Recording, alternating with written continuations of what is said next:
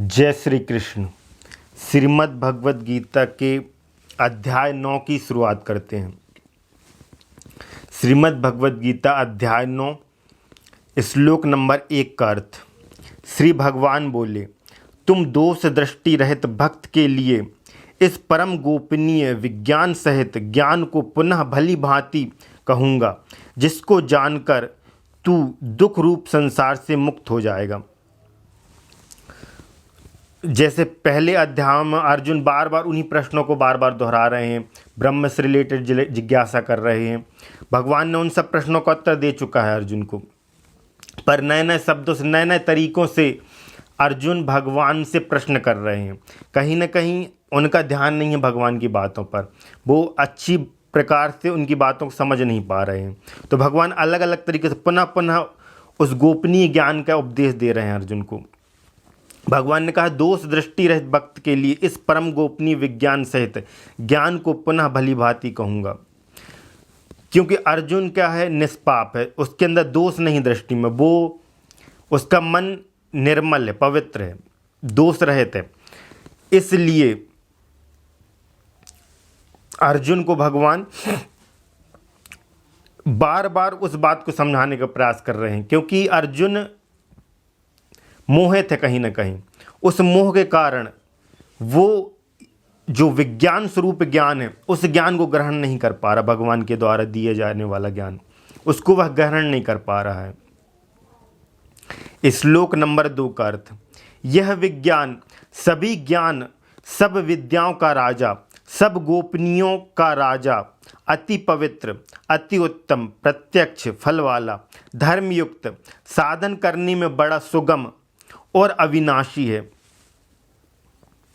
जिस विज्ञान की भगवान बात कर रहे हैं, भगवान कह रहे हैं ये सभी ज्ञानों का राजा है। इस विद्या को जान लेने वाला, इस गोपनीय रहस्य को जान लेने वाला मनुष्य सब ज्ञान को जान लेने वाला हो जाता है, इन सब से ऊपर उठ जाता है।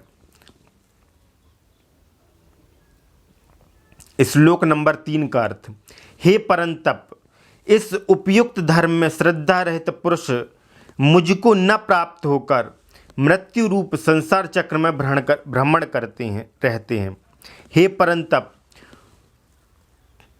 जो भगवान पर श्रद्धा नहीं रखता, जिसकी भगवान पर श्रद्धा नहीं होती, ऐसा मनुष्य इस संसार में बार बार जन्म लेता है, क्योंकि वो इस संसार की माया के द्वारा मोहित किया हुआ है। ऐसा जानना चाहिए, वो संसार की माया के द्वारा वशीभूत है, मोहित है, इसलिए वो भगवान को कभी नहीं भजता।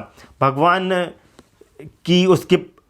के प्रति उसके अंदर आस्था नहीं होती, और वो बार बार इस संसार के प्रति ही मोहित रहा आता है। संसार पर मोहित रहने के कारण उसका बार बार क्या होता है, ये जन्म मृत्यु का जो चक्र है ये संसार का, इसमें बार बार जीव आता है, जन्म लेता है, जन्म मृत्यु के चक्र में घूमता रहता है। इस संसार में बार बार आता है, जीव की जन्म होते और फिर उसके बाद मृत्यु होती। जन्म मृत्यु का ये जो चक्र है ये चलता रहता है। श्लोक नंबर 4 का अर्थ। मुझ निराकार परमात्मा से यह सब जगत जल से बर्फ के सदृश परिपूर्ण है, और सब भूत मेरे अंतर्गत संकल्प के आधार स्थित है, किंतु वास्तव में मैं उनमें स्थित नहीं हूँ। संपूर्ण जगत में, संपूर्ण चराचर जगत में जो वस्तु, उन सब में भगवान की शक्ति विद्यमान है, स्थित है। यदि प्रेम से हम भगवान को भजते हैं या भगवान का स्मरण करते हैं, तो उसी क्षण हमें भगवान की अनुभूति होती है।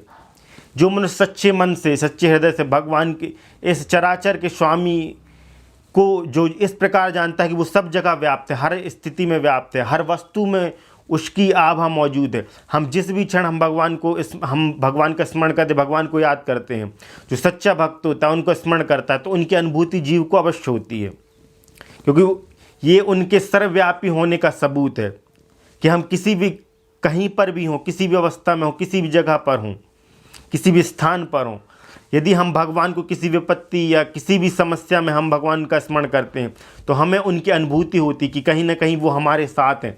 जो सच्चे भक्त हैं वो इस प्रकार जानते कि भगवान निरंतर हमें देख रहा है, हमारे कर्मों को देख रहा है, हमारे ऊपर उनकी दृष्टि है।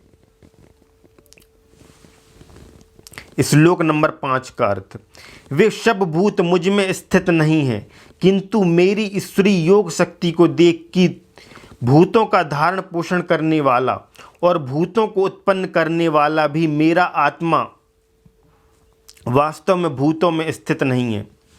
मैं चराचर में व्याप्त हूँ, पर चराचर में व्याप्त होकर भी भगवान उदासीन की तरह बने रहते हैं।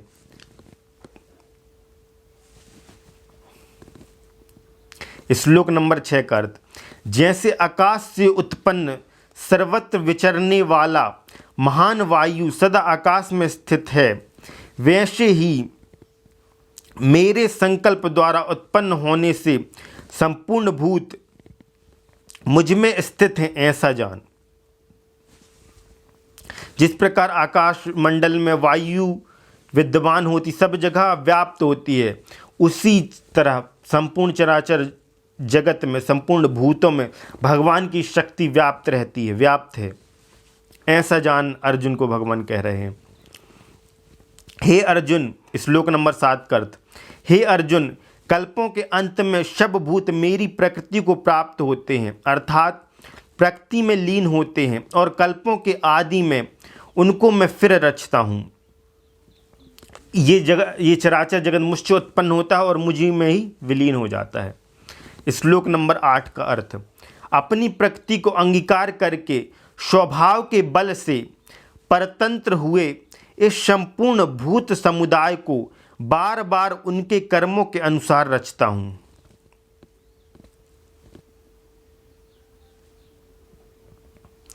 प्रकृति में जो हर वस्तु का स्वभाव, उसके अनुसार भगवान जिसका जैसा कर्म होता है, वैसे वस्तु को, उस कर्म को सौंपकर भगवान उस वस्तु की रचना करते हैं।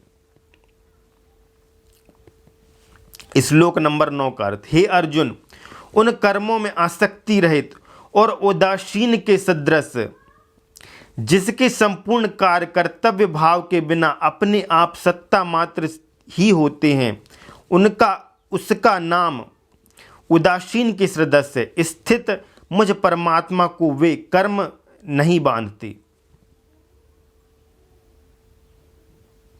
भगवान कर्मों में आसक्ति रहते, उदासीन की श्रद्धा से बरतते हैं, इस कारण भगवान को कोई भी कर्म बंधन, कोई भी बंधन नहीं बांधता है। हे अर्जुन, श्लोक नंबर 10 का अर्थ, हे अर्जुन, मुझ अधिष्ठाता की सकाश से प्रकृति चराचर सहित सर्व जगत को रचती है, और इस हेतु से ही यह संसार चक्र घूम रहा है। भगवान की इच्छा से इस सृष्टि की रचना होती है, और ये संसार का जो चक्र है, ये निरंतर कैसा, ये चलता रहता है। भगवान ही इस संसार की रचना करते हैं, फिर उसका पालन करते हैं और उसका संहार कर देते हैं। तो ये संसार का चक्र ये निरंतर चलता रहता है। जो जीव इस चक्र से ऊपर उठ जाता है, जो जानता है कि ये चक्र चलता रहता है, जो मुक्ति की आकांक्षा रखता है, वो जीव फिर भगवान के पद को प्राप्त, भगवान की शरण को प्राप्त होता है। श्लोक नंबर 11, मेरे परम भाव को न जानने वाले मूढ़ लोग मनुष्य का शरीर धारण करने वाले मुझ संपूर्ण भूतों के महान ईश्वर को तुच्छ समझते हैं, अर्थात अपनी योग माया से संसार के उद्धार के लिए मनुष्य रूप में विचरते हुए मुझ परमेश्वर को साधारण मनुष्य मानते हैं। जो मनुष्य, इंसान को थोड़ा सा भी ज्ञान हो जाता है तो इंसान के अंदर क्या होती है, इंसान आज का जो मनुष्य है कलयुग का, थोड़ा सा ज्ञान प्राप्त करने पर उसको अहंकार हो जाता है कि हम बहुत कुछ जानते हैं, और भगवान को, जो मोहित जन है, माया के द्वारा मोहित है, वो संसार को तुच्छ, मतलब भगवान को तुच्छ समझने लगते। कुछ लोग ऐसे, ये संसार इतना बड़ा रचा गया है, इसमें ज्ञान का भंडार है, पर कलयुग का मनुष्य अहंकार करता है कि मुझे बहुत कुछ पता है, मैं बहुत कुछ जानता हूँ। सतयुग में जो बड़े पहले युग थे, उनमें सरस्वती नदी थी, उसमें उसका जल बहुत अधिक था। सरस्वती जो नदी है उनमें जल था, पर कलयुग में सरस्वती नदी का जल स्तर बहुत गिर गया है। सरस्वती नदी में जल ही नहीं है, वो सिर्फ जब उसकी मट्टी को अलग किया जाता है तब उसमें जल दिखाई पड़ता है। तो कलयुग में ज्ञान की जो है अंधकार इतना अधिक है, कलयुग में अत्याचार अनाचार इतना अधिक है कि ज्ञान की जो है यहाँ पर कमी हो गई, ज्ञान की कमी है। पर इंसान के अंदर अहंकार कि हम बहुत कुछ जानते हैं, हम सर्वव्यापी, हमको सब पता है। जिस इंसान के पास ज्ञान नहीं भी होगा वो भी अपने आप को ज्ञानी समझता है। संसार में ज्ञान व्याप्त है। यदि हम शिक्षा के विषय में बात करें, शिक्षा के विषय में, तो मैथ्स, केमिस्ट्री, फिजिक्स, बायोलॉजी ये हैं, इनकी फिर सब ब्रांचेस हैं, जियोलॉजी, बॉटनी। तो ज्ञान इतना कुछ, इतना भंडार है ज्ञान का। जो बड़े बड़े साइंटिस्ट हुए हैं, जो ऋषि मुनि हुए, जिनके पास इतना ज्ञान था, वो भी अहंकार नहीं करते। फिर भी जीव को थोड़ा सा ज्ञान हो जाता है, कलयुग का जीव अहंकार से भर जाता है कि थोड़ा सा पता होने पर उसको लगता है हमें बहुत कुछ पता है, और वो इस प्रकार से भगवान की ज्ञान की अवहेलना कर देता है। भगवान के आगे हम कुछ भी नहीं है, भगवान ही सब कुछ जानने वाला है। हम कुछ भी नहीं जानते, उनकी माया किस प्रकार से काम कर रही हम नहीं जानते, पर जीव इस अहंकार में रहता है कि हमें पता है। एक न एक दिन हर जीव का अहंकार, ये झूठा अहंकार रहता है कि हमें सब पता है। ये अहंकार भगवान क्या अज्ञानी मनुष्य जो मूढ़ जन रहते हैं उनका ये अज्ञान जो है नष्ट कर देते हैं, उस अज्ञान को, क्योंकि उनका काम है ज्ञान दिलाना। सर्वव्यापी वही है, ज्ञान का स्वरूप वही है, सबको ज्ञान देने वाला वही है। हम उसके क्या हैं, अनुसरण करने वाले हैं। तो जीव को अहंकार हो जाता है। कलयुग के जीव को ये इस वजह से अहंकार है कि हमें बहुत ज्ञान है। तो जो मनुष्य इस प्रकार से सोचता है कि मैं बहुत कुछ जानता हूं, जो भगवान को कुछ भी नहीं समझते और भगवान को तुच्छ समझते हैं, ऐसे मूढ़ जन, भगवान बोल रहे हैं, मेरे परम भाव को न जानने वाले मूढ़ लोग मनुष्य का शरीर धारण करने वाले मुझ संपूर्ण भूतों के महान ईश्वर को तुच्छ समझते हैं। तो ऐसे मनुष्य जो होते हैं वो भगवान को क्या समझते हैं, तुच्छ समझते हैं। जो मूढ़ हैं, जो भगवान की माया को नहीं जानते, अर्थात अपनी योग माया से संसार के उद्धार के लिए मनुष्य रूप में विचरते हुए मुझ परमेश्वर को साधारण मनुष्य मानते हैं। मतलब उनको साधारण समझते हैं। जो भगवान, कई लोग होते हैं जो भगवान की अवहेलना करते हैं कि भगवान नहीं होते या भगवान का अनादर करते हैं। इस प्रकार के जो लोग होते हैं वो भगवान को नहीं जानते। श्लोक नंबर 12 का अर्थ, वे व्यर्थ आशा, व्यर्थ कर्म और व्यर्थ ज्ञान वाले विक्षिप्त चित्त अज्ञानी जन राक्षसी, असुरी और मोहिनी प्रकृति को ही धारण किए रहते हैं। वे लोग कैसे होते हैं, व्यर्थ की आशाएं करते हैं जो पूरी ना हो, ऐसी आशाएं होती हैं उन लोगों की जो भगवान को सर्वव्यापी रूप में नहीं जान पाते। ऐसे वो व्यर्थ कर्म करते हैं, ऐसे कर्म करते हैं जिनका लाभ नहीं होता। व्यर्थ ज्ञान वाले होते हैं, उनका ज्ञान जो होता है वो व्यर्थ होता है, वह किसी काम का नहीं आता, वह उनके जीवन में उद्धार नहीं लाता, उनके जीवन को उद्धार नहीं करता। ज्ञान जो है उद्धार करने वाला है, ज्ञान प्रकाश स्वरूप है, ज्ञान जीवन को आगे बढ़ाने वाला है, हमारा विकास करने वाला है। अज्ञान जो है दुख का कारण है। जब हमें ज्ञान नहीं होता तब हम दुख, संताप, भय में डूबे रहते हैं। अज्ञान ही भय का कारण है, अज्ञान ही दुख का कारण है।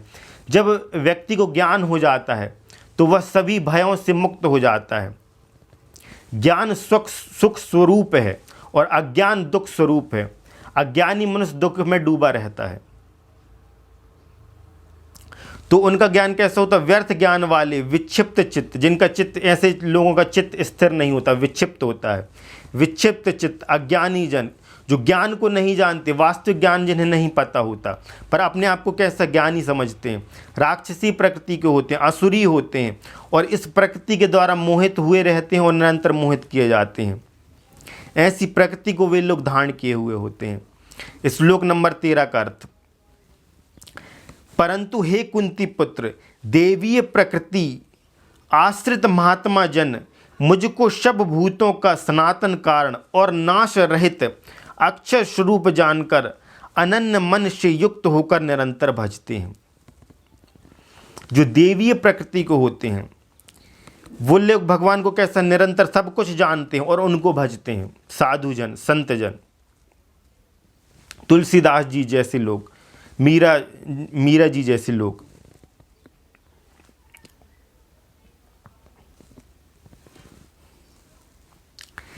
श्लोक नंबर 14 का अर्थ। वे दृढ़ निश्चय वाले भक्तजन निरंतर मेरे नाम और गुणों का कीर्तन करते हुए तथा मेरी प्राप्ति के लिए यत्न करते हुए और मुझको बार बार प्रणाम करते हुए सदा मेरे ध्यान में युक्त होकर अनन्य प्रेम से मेरी उपासना करते हैं।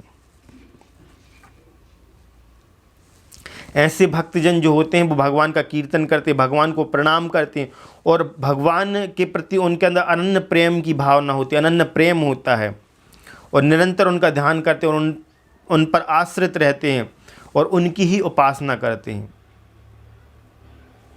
उस परमेश्वर पर उनका भरोसा रहता है, विश्वास होता है। श्लोक नंबर 15 का अर्थ।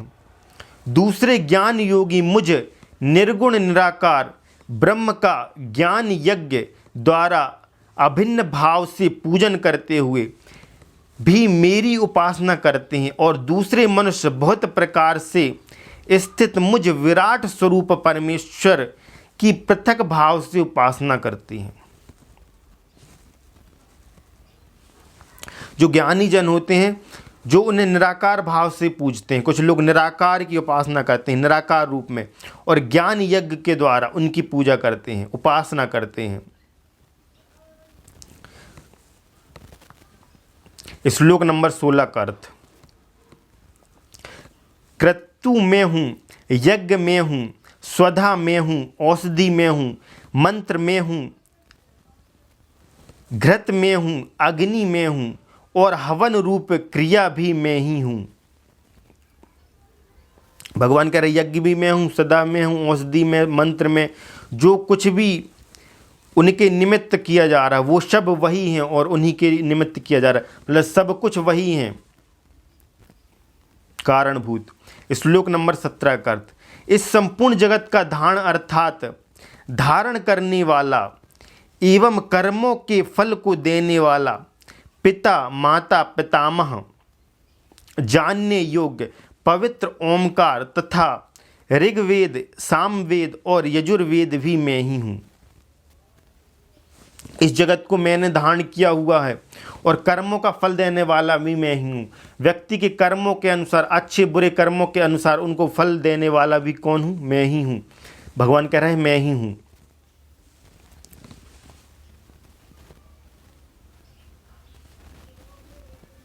वही भगवान ही ओमकार हैं, वे ही ऋग्वेद, सामवेद और यजुर्वेद हैं। जो ज्ञान स्वरूप वेद हैं वे भी वही हैं। श्लोक नंबर 18। प्राप्त होने योग्य परम धाम, भरण पोषण करने वाला, सबका स्वामी, शुभाशुभ का देखने वाला, सबका वास स्थान, शरण लेने योग्य, प्रत्युपकार न चाहकर हित करने वाला, सबकी उत्पत्ति प्रलय का हेतु, स्थिति का आधार, निधान और अविनाशी कारण भी मैं ही हूँ। प्राप्त होने योग्य परम धाम, सबसे परम धाम क्या है? सब धामों से बड़ा भगवान का धाम है। सबका भरण पोषण करने वाले कौन है? भगवान ही हैं। भगवान की प्रेरणा से ही तो यदि ये धरती माता, हम इसमें अन्न डालते हैं, ये हमें अन्न का कई गुना करके देती है। ये धरती माता यदि हमें ना दे तो क्या हम अपना भरण पोषण कर पाएंगे? प्रकृति आगे बढ़ पाएगी? तो सबका भरण पोषण करने वाला कौन है? भगवान है, प्रकृति देवी है, परमेश्वर है। वो हमें पाल रही, इस वजह से हम पल पा रहे हैं। तो सबका भरण पोषण करने वाला भी वही है, सबका स्वामी वही है, शुभाशुभ का देने वाला। शुभ अशुभ जो हमारे जीवन में घटनाएं होती हैं, अच्छी बुरी, उन सब पर नियंत्रण किसका? भगवान का है। हमारे जीवन में अच्छी घटनाएं भी होंगी, बुरी भी हो सकती हैं। बुरा समय हमें कुछ सिखाने के लिए आता है, हमें कुछ भगवान हमें उसके द्वारा कुछ शिक्षा देना चाहते हैं, हमें सिखाना चाहते हैं कि हम सीखें। बुरा समय हमें सबक देने के लिए आता है, हमें कुछ सिखाने के लिए आता है, शिक्षा देने के लिए आता है।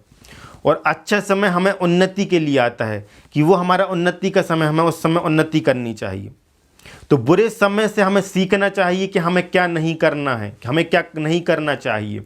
और अच्छे समय में हमें अपने विकास पर ध्यान देना चाहिए कि हमारे लिए क्या उचित है, हमें क्या करना चाहिए, हम किस प्रकार अपना विकास कर सकते हैं, किस प्रकार हम अपने जीवन में आगे बढ़ सकते हैं, हमारे लिए क्या अच्छा है। तो इस प्रकार से हमें जो हमारे लिए शुभ है उसका चुनाव करना चाहिए अच्छे समय में। सबका वास स्थान, सब जिसके अंदर वास करते हैं, सब कुछ जिसके अंदर विलीन होता है, सब जिससे उत्पन्न हुआ है, इसलिए वे सबके वास स्थान है भगवान। शरण लेने योग्य है, उनके अतिरिक्त कोई भी शरण देने योग्य नहीं। शरण लेने योग्य कोई है संसार में तो भगवान ही है। द्रौपदी जो थी, उनको क्या था, उनको अपने ऊपर, उनके अंदर एक प्रकार से कहीं ना कहीं अहंकार आ गया होगा, या उनके अंदर एक स्वयं पे उनको अभिमान था कि मेरे 5 पति हर प्रकार से मेरी रक्षा करने में समर्थवान है, मैं राजवध हूँ, 5 मेरे पति हैं, शक्तिशाली हैं, मेरा कोई कुछ नहीं बिगाड़ सकता, सब प्रकार से मैं संपन्न हूँ, ऐश्वर्यवान हूँ, राजवध हूँ। इस प्रकार जब पांडव और कौरव के बीच में पास का जो खेल हो रहा था, उस समय द्रौपदी जी अपने कहाँ पे थी, कक्ष में थी, वो बड़ी प्रसन्न थी। पर जब भगवान जो सच्चे भक्त होते हैं भगवान के, उनको भगवान संसार की सच्चाई दिखाते कि संसार कैसा है। उनको बड़ा भरोसा था कि मैं राजघराने से हूँ, राजवध हूँ, पर भगवान ने दिखाया कि सच्चाई क्या है वास्तविक जीवन की। जब भगवान, जिसके ऊपर भगवान की कृपा होती है, जब भगवान की कृपा होती है आप पर, तो संसार की सच्चाई आपको दिखाते हैं भगवान कि संसार कैसा है, लोग कैसे हैं। जब द्रौपदी जी का दुशासन चीरहरण कर रहा था, उस समय जो उसके 5 पति थे वो भी उसका साथ नहीं दिए। चलो वो तो दुर्योधन के अधीन थे, क्योंकि दुर्योधन ने उनको जीत लिया था, इस कारण से तो वो उनके अधीन थे। पर उतनी बड़ी जो राज समाज था, उनमें सब लोग बैठे हुए देख रहे थे। जब बुरा हो रहा था तो सब लोग देख रहे थे, पर किसी ने उसका विरोध नहीं किया। उन सबको ज्ञानी माना जाता था, सम्मानित माना जाता, शक्तिशाली थे, वो सब कुछ करने में समर्थ थे, पर वहाँ बैठकर सब लोग देख रहे थे। एक विदुर जी थे कि वो ज्ञानी थे, वास्तविक ज्ञानी वही थे कि मैं इस अन्याय को नहीं देख सकता, मैं इस अन्याय को मैं सहन नहीं कर सकता। वो वहाँ से भाग गए वास्तविक। इसलिए विदुर की नीति आज पढ़ाई जाती है लोगों को। विदुर वास्तविक ज्ञानी थे। द्रौपदी का किसी ने साथ नहीं दिया, उतने सब राजघराने, सबके हाथ जोड़े द्रौपदी जी ने कि मेरी मदद कीजिए, पर किसी ने द्रौपदी का सहयोग नहीं किया, किसी ने द्रौपदी जी का सहयोग साथ नहीं दिया। अंत में जब द्रौपदी हार गई कि यहाँ कोई मेरा साथ देने वाला नहीं है, माधव कोई नहीं है जो मुझे संभाल सके, कोई नहीं है मेरी मदद करने वाला, तो जब हाथ उठाकर जब द्रौपदी ने भगवान के आगे शरणागति कर दी कि आप ही सब कुछ, तो भगवान आ गए। तो भगवान आपको दिखाते हैं कि आपको ये अहंकार है कि ये मेरे 5 पति, ये हमेशा मेरा सहयोग करेंगे, ये मैं राजवध हूँ, मेरा कोई कुछ नहीं बिगाड़ सकता। पर लोगों की वास्तविकता उन भगवान ने दिखाई कि यहाँ पर कोई अपना नहीं है, सबसे बड़ा मैं ही हूँ, मैं ही शरण लेने योग्य हूँ, कोई भी आपको शरण देने में समर्थवान नहीं है भगवान के अतिरिक्त।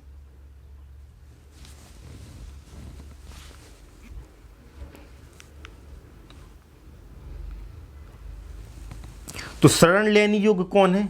भगवान ही है।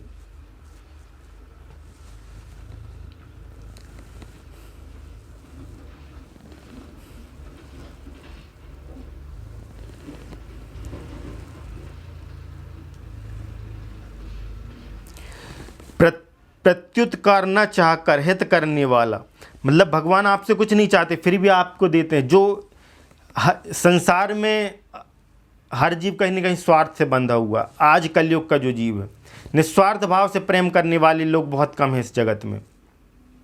हर व्यक्ति का कहीं ना कहीं कुछ स्वार्थ छुपा हुआ है। संसार के भय से या किसी स्वार्थ से कोई भी बिना कारण से किसी का हित नहीं करता। भगवान ही एकमात्र जो जिनका स्वार्थ नहीं है, कोई भी जो बिना स्वार्थ के आपका हित करते हैं, वो आपसे बदले में कुछ नहीं चाहते। आप उनको बदले में कुछ दे भी नहीं सकते। हम इतना समर्थ भी नहीं है कि हम उनको कुछ दे सकें। वो निरंतर ही हमारा हित करते हैं। अधम से अधम प्राणी को भी वो तारने वाले हैं। इतना करुणा भरा हृदय है भगवान का। सबकी उत्पत्ति प्रलय का हेतु, स्थिति का आधार, निधान और अविनाशी कारण भी मैं ही हूं।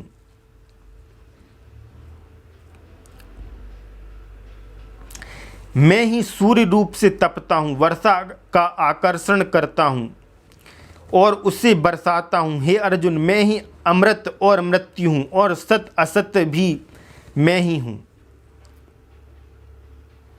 यदि सूर्य न तपे तो हम कैसे जी लेंगे? नहीं जी सकते। यदि वर्षा ना हो, अकाल पड़ जाए तो क्या मनुष्य का जीवन संभव है? पर मनुष्य इतने अहंकार में कि हम अकेले ही सब कुछ करने में समर्थवान हैं। नहीं, हम भगवान के अधीन हैं।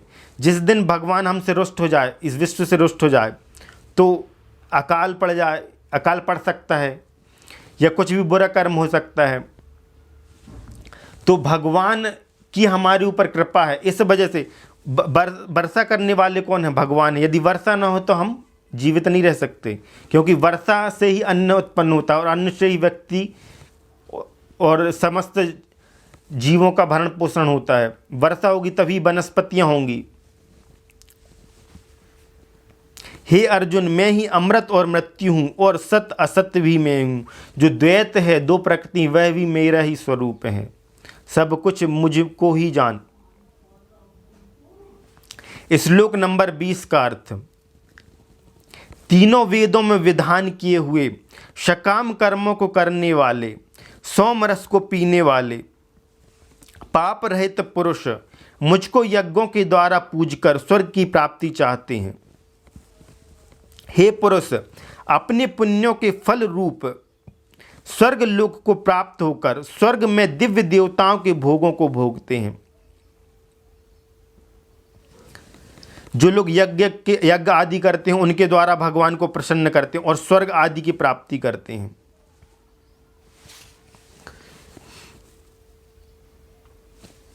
श्लोक नंबर 21 का अर्थ, वे उस विशाल स्वर्ग लोक को भोगकर पुण्य क्षीण होने पर मृत्यु लोक को प्राप्त होते हैं। इस प्रकार स्वर्ग के साधन रूप तीनों वेदों में कहे हुए सकाम कर्म का आश्रय लेने वाले और भोगों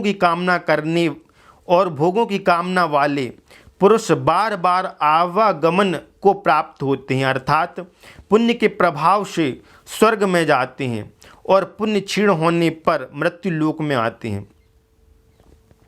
इस प्रकार हम यज्ञ आदि कर्म करते, अच्छे बुरे कर्म करते हैं, तो अच्छे कर्मों के परिणाम स्वरूप जीव को स्वर्ग आदि लोगों की प्राप्ति होती है। बुरे कर्मों के परिणाम स्वरूप अधम लोगों को प्राप्त करते हैं जीव।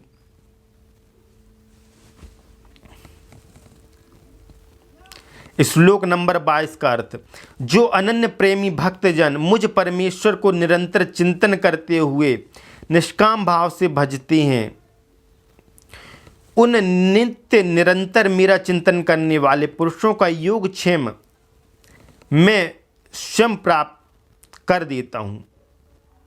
जो मुझे को निरंतर भजते हैं, मुझ पर आश्रित रहते हैं, ऐसे साधु जनों, ऐसे संत जनों की रक्षा करने वाला मैं स्वयं हूँ। मतलब ऐसे संत, ऐसे साधु जनों की रक्षा करने वाला मैं स्वयं हूँ। वे भगवान स्वयं है। श्लोक नंबर 23 का अर्थ, हे अर्जुन, यद्यपि श्रद्धा से युक्त जो सकाम भक्त दूसरे देवताओं को पूजते हैं, वे भी मुझको ही पूजते हैं, किंतु उनका वह पूजन अविधि पूर्वक अर्थात अज्ञान पूर्वक है। जो दूसरे देवताओं, किसी भी प्रकार की देवताओं की हम आराधना करते हैं, वो भगवान की ही आराधना है, क्योंकि सब देवता भगवान से ही प्रकट होते हैं, भगवान के ही स्वरूप हैं।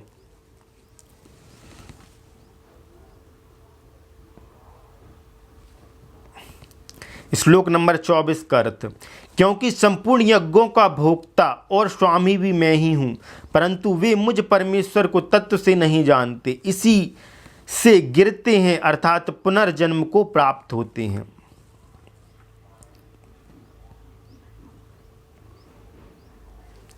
जो उनको उस परमेश्वर को परम तत्व रूप में नहीं जानता, उस परमेश्वर को तत्व को नहीं जानता, वो बार बार इस संसार के द्वारा मोहित होता है और बार बार उसका पुनर्जन्म होता है।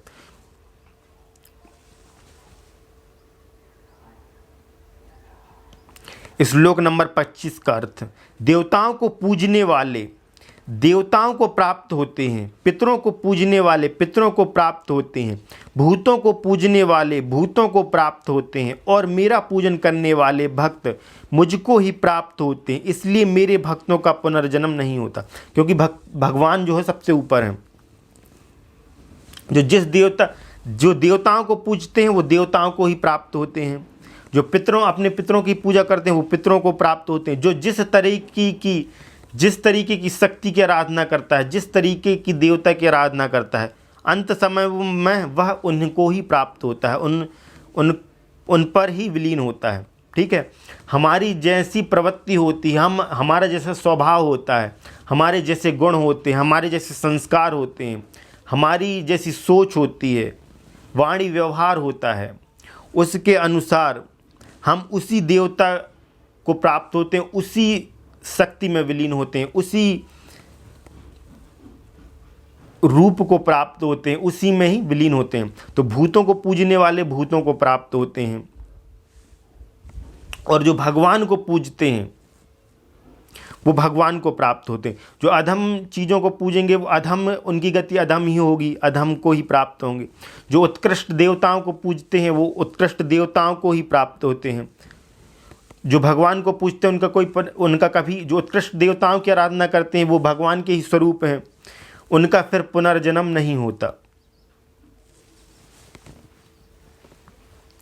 श्लोक नंबर 26 का अर्थ, जो कोई भक्त मेरे लिए प्रेम से पत्र पुष्प फल जल आदि अर्पण करता है, उस शुद्ध बुद्धि निष्काम प्रेमी भक्त का प्रेम पूर्वक अर्पण किया हुआ वह पत्र पुष्पादि में सगुण रूप से प्रकट होकर प्रीति सहित खाता हूँ। मतलब भगवान का कोई रूप नहीं, निराकार है, पर भगवान भक्त की आस्था के अनुसार जिस रूप में भगवान को जीव सकाम रूप में पूजता है, मूर्ति रूप में पूजता है, उस रूप में प्रभु भक्त के लिए प्रकट होते हैं। ये बड़प्पन है भगवान का। तो हमारे पास जो भी होता है, पत्र पुष्प फल, इनके द्वारा हम भगवान की आराधना करते हैं, और यदि हम सच्चे प्रेम से सच्ची आस्था के साथ भगवान को अर्पण करते हैं तो वह भगवान तक पहुंचता है। भगवान कह रहा है मैं उसे स्वीकार करता हूं।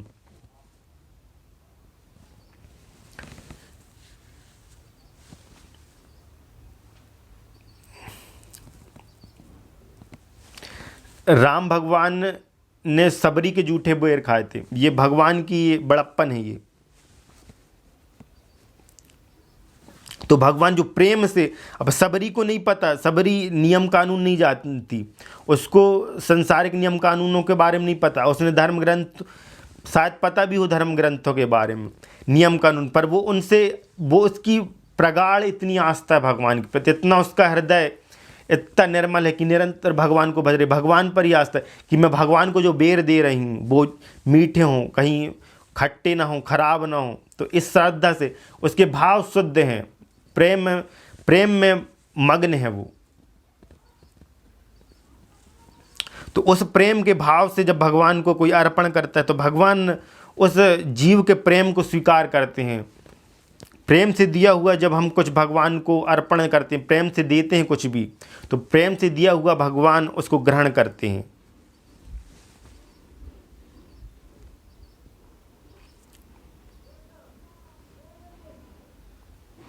श्लोक नंबर 27 का अर्थ।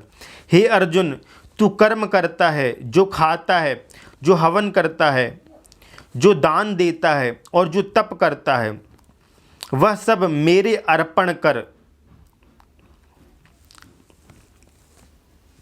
हम जो भी खाते हैं, जो भी दान देते, जो भी कर्म करते हैं, कि भगवान मैं तो कुछ नहीं जानता, मेरे पास जो कुछ भी है, आप जो भी मुझसे करा रहे हैं मैं कर रहा हूँ, सब कुछ आपको अर्पण है। इस भाव से जो जीव जीता है तो वो क्या है, उद्धार को प्राप्त होता है। भगवान कह रहे हैं अर्जुन तू सब कर्म मुझको समर्पित करके कर दे, मैं आपको समर्पित करके कर रहा हूँ, जो भी है मेरा सब आप है, आपसे है। इस प्रकार इस भाव से जो कर्म करता है तो वो भगवान को प्राप्त होता है। भगवान अर्जुन से ये कह रहे हैं कि सब कुछ कर्म का जो तू कर्म कर रहा है, खा रहा है, हवन कर रहा है, दान कर रहा है, तप कर रहा है, जो कुछ भी कर रहा है तू, वो सब मुझको समर्पित करके कर, इस भाव से कर। श्लोक नंबर 28। इस प्रकार जिसमें समस्त कर्म मुझ भगवान के अर्पण होते हैं, ऐसे संन्यास योग से युक्त चित्त वाला तू शुभ फल रूप कर्म बंधन से मुक्त हो जाएगा और उनसे मुक्त होकर मुझको ही प्राप्त होगा।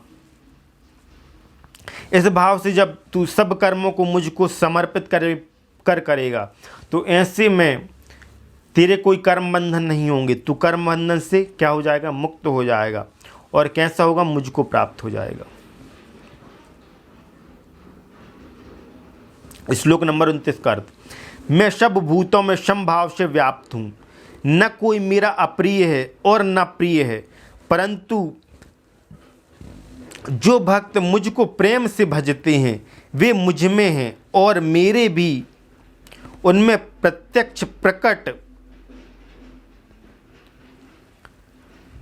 जैसे सूक्ष्म रूप से सब जगह व्याप्त हुआ भी अग्नि साधनों द्वारा प्रकट करने से ही प्रत्यक्ष होता है, वैसे ही सब जगह स्थित हुआ है भी परमेश्वर भक्ति से भजने वाले के ही अंतःकरण में प्रत्यक्ष रूप से प्रकट होता है।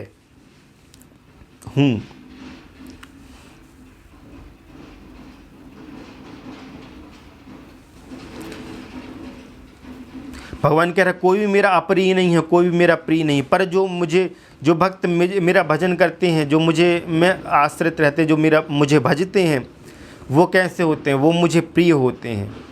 वैसे भक्त मुझे प्रिय होते हैं, भगवान को प्रिय होते हैं वैसे भक्त।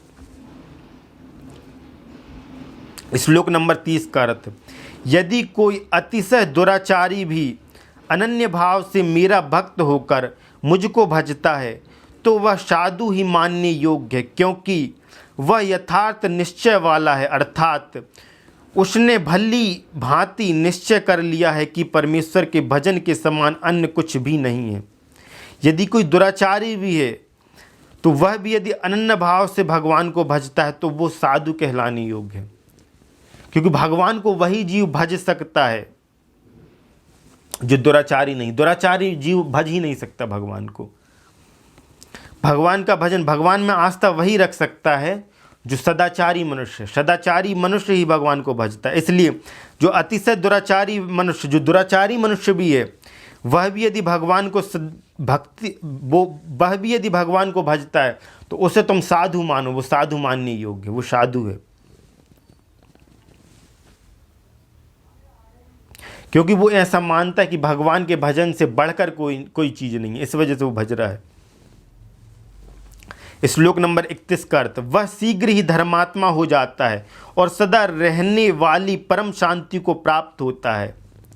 ऐसा मनुष्य क्या हो जाता है, धर्मात्मा बन जाता है। दुराचार से दुराचार व्यक्ति भी जो भगवान को भज रहा है तो वो धर्मात्मा बन जाएगा। वो अधर्मी नहीं रह सकता, वो अधर्म का साथ नहीं दे सकता, वो अधर्म के मार्ग पर नहीं चल सकता। वो धर्मात्मा, शीघ्र ही उसके अच्छे कर्म आने वाले, शीघ्र ही उसकी सदगति होने वाली है, उसका कल्याण होने वाला, इसलिए वो भगवान को भज रहा है। इसलिए वो क्या है, शीघ्र ही वो धर्मात्मा हो जाएगा, तुम ऐसा जानो। और वो सदा रहने वाली परम शांति को प्राप्त होता है। वो ऐसी शांति को प्राप्त होता है जो सदा रहती है। स्थिर शांति का फिर वो जीव अनुभव करता है। हे अर्जुन, तू हे अर्जुन तू निश्चय पूर्वक सत्य जान कि मेरा भक्त नष्ट नहीं होता। तो ये जान ले कि भगवान के भक्त की कभी दुर्गति नहीं होती। भगवान का जो भक्त है सच्चा, उसकी कभी दुर्गति नहीं होती। संतों की जो भगवान पर आश्रित हैं, ऐसे जीवों की कभी दुर्गति नहीं होती, वो कभी नष्ट नहीं होते, ऐसा जान तू। श्लोक नंबर 32 का अर्थ। हे अर्जुन, स्त्री, वैश्य, शूद्र तथा पाप योनि, चांडाल आदि जो कोई भी हो, वे भी मेरे शरण होकर परम गति को ही प्राप्त होते हैं। पुराणों में, शास्त्रों में भरी पड़े हैं ऐसे उदाहरण कि अधम से अधम व्यक्ति भी भगवान की शरण जाकर, भगवान की शरणागति कर कर उनका हृदय निर्मल हो गया, पवित्र हो गया। छल कपट देश से वो पूरी तरीके से धुल गए और भगवान, सब कुछ भगवान को मान लिया, भगवान की शरणागति हो गई और उनका उद्धार हो गया। ऐसी बहुत सी कथाएं पुराणों में वर्णित हैं कि अधम से अधम लोग भी भगवान की भक्ति के द्वारा सद्गति को प्राप्त हुए, उनका कल्याण हुआ है।